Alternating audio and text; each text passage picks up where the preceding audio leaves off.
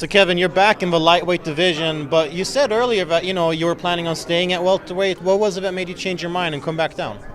Uh, it was inevitable that I was gonna move back down. The one off at welterweight, I took on the number 3 guy in the world, but it didn't feel like home. And this timing and everything just worked out perfect, and it felt like the right move to make. And the stare down was a little bit weird. Like he refused to make eye contact. He was like turning in the opposite direction of you. And what did you make of all that? Yeah, I think he's been very confident in this training camp, and he's undefeated. So he's going to carry that confidence with him. But when he looked me in my eyes, he's going to know I don't give a fuck about none of that. And I think he didn't want to face that at first.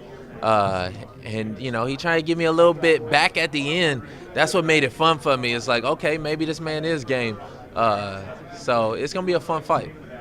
Do you think just because of his name value, people are underestimating his abilities as a fighter, right? He's not exactly well known by the masses like you are. Do you think that people are they're not giving him a fair shake?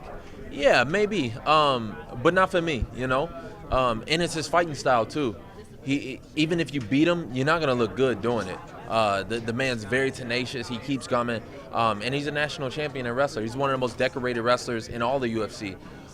So it's a very, very dangerous fight. But these are the kind of occasions that I kind of rise for.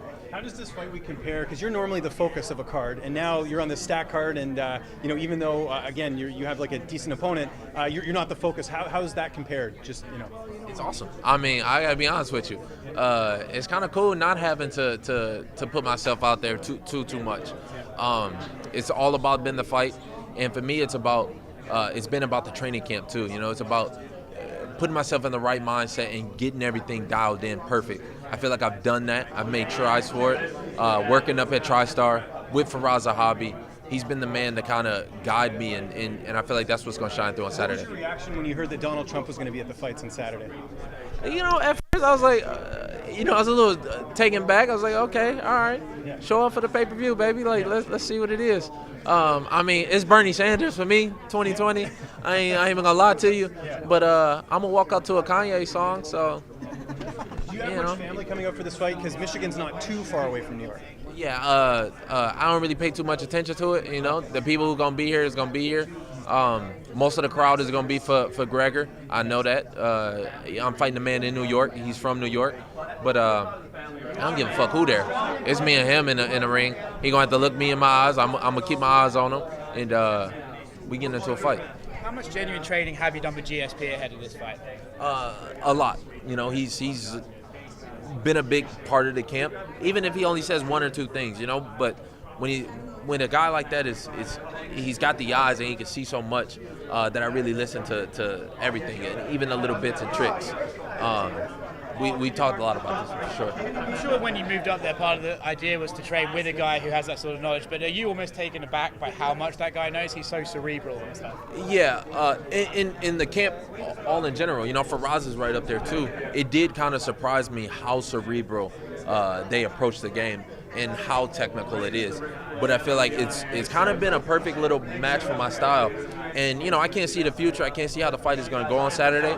But I feel like I'm a much better fighter since moving up there. And it's going to be a big part of my career. I'm kind of already balls to the wall. I'm kind of already use my athleticism and go forward. And now I'm going to have that technique to really drive it in. So you feel like it's the right move to do, to go up there, leave Vegas behind a little bit? For sure, 100%, yeah. Kevin, just two for me. First, you talked about sort of building this kinship with Faraz, something that you've been missing from a head coach since the passing of Rob Wallace. How important is it to you and to most fighters to have a head coach that they really, click with? Yeah, I think it's a big thing, and it's something that I've kind of really had to come to grips with. I kind of knew it before the RDA fight, to be honest, but I was just like, fuck it, I'm just gonna push harder and go harder, and then I'll make those adjustments. And that fight was a slap in the face to say, no, you need to make those adjustments now. Michael Jordan has a head coach. Floyd Mayweather has a head coach. Everybody needs that person. You can't just rely on yourself, and I feel like that's what I've been doing these last two fights, and those are the adjustments I'm trying to make. You went a little viral over a video you posted to your Instagram. You're playing your Nintendo Switch and the Tesla. What was your mom's reaction to all that? Yeah, social media is fun. It's kind of easy, to be honest with you. Like, I don't play too much into the game, but my mom, she wasn't happy about it, of course, but I did it every day. Sometimes I FaceTime her while I'm doing it, and I gotta. I notice fans give you a hard time for when you describe your opponents. You say, "I see holes in their game." Did you notice that they give you a hard time about that? I did, but now I do, I guess. Yeah. I ain't Have been. you thought about switching up the lingo maybe when you're describing an opponent or not?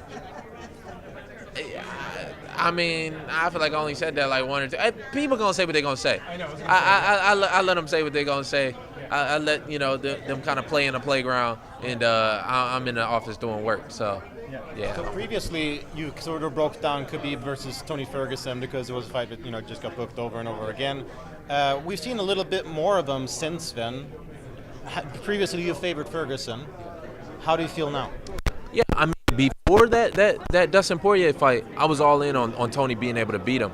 But since it's like, man, that really tightened up the fight a lot to me. Just the way that Tony or Khabib approached that fight and the way he handled it was really cool, really calm. So it's gonna make it a tough fight, and I'm leaning more towards Khabib now. But it's still gonna be a hell of a fight. For sure. I'm just curious what your thoughts are on the BMF title as a concept, the idea of it. Yeah, it definitely opens up the floodgates. Now we see that this is a possibility, and it means that anything can really happen. I think eventually you might get to the point where there's different divisions inside the UFC's divisions. So it's gonna be interesting. It's gonna be am I against it? To be honest, no, not really. I mean, as long as it don't get too crazy, like boxing or something, as long as we have a direct path and things that we can shoot for, then I'm all for it. Like, let's do it.